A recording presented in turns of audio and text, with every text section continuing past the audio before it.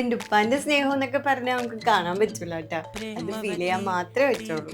ഞാനൊരു 8th 9th പഠിക്കുന്ന സമയത്താണ് എൻ്റെ ഉപ്പാന്റെ മാർക്കറ്റിന് ഒരു 10-30 ഫാമിലീസ് ഒരുമിച്ചൊരു ടൂർ പോണത്. അപ്പൊ നമ്മൾ ബസ്സിലാണല്ലോ പോണത്. ഇക്കാക്കന്മാര് നമ്മുടെ കൂടി വരാറില്ല. ഒരുമിച്ചുള്ള 3 സീറ്റ് ആയിരിക്കും ബുക്ക് ചെയ്യണത്, എനിക്കും ഉമ്മാക്കും ഉപ്പാക്കും.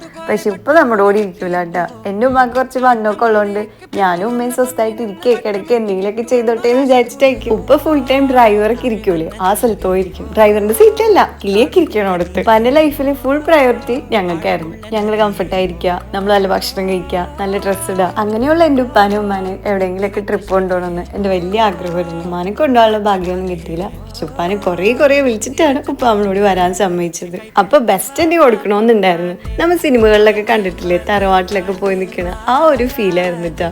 നമുക്കൊന്നും പോയി നിൽക്കാൻ കൂടി ഒരു തറവാട് പോലും ഇല്ല. അതൊക്കെ കൊണ്ട് തന്നെ എനിക്ക് വല്ലാത്തൊരു അറ്റാച്ച്മെന്റ് ആയിരുന്നു. നമ്മളിപ്പോ കുളമാവിലുള്ള ഗ്രീൻബർഗ് റിസോർട്ടിലാണ് ഉള്ളത്. 70 ഏക്കറിലെ പ്രോപ്പർട്ടി ആയതുകൊണ്ട് തന്നെ ഉണ്ടല്ല, നമ്മൾ ഈ റിസോർട്ടിന്റെ ഉള്ളിൽ കയറി കഴിഞ്ഞാൽ പിന്നെ ഒന്നിനും പുറത്തേക്ക് പോകണ്ട.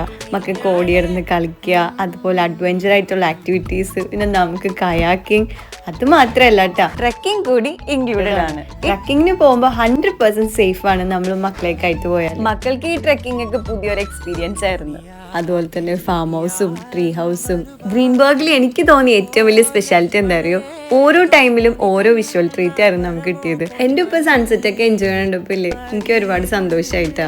എൻ്റെ ഉപ്പാന്റെ സ്നേഹമെന്ന് ഈ പറഞ്ഞ പോലെ കാണാൻ പറ്റൂല, ഫീൽ ചെയ്യാനേ പറ്റുള്ളൂ. നൈറ്റ് ആയപ്പോൾ വിഷ്വൽ ഒന്നുകൂടി മാറി.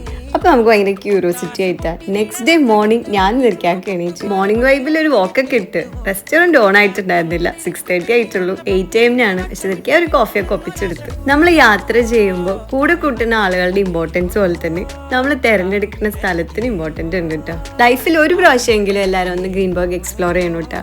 എന്നെ സംബന്ധിച്ച് എനിക്ക് നല്ലൊരു എക്സ്പീരിയൻസ് ആയിരുന്നു. നല്ലൊരു ഓർമ്മകളൊക്കെ ആയിട്ടാണ് ഞാൻ ഇവിടെ നിന്ന് ഇറങ്ങുന്നത്.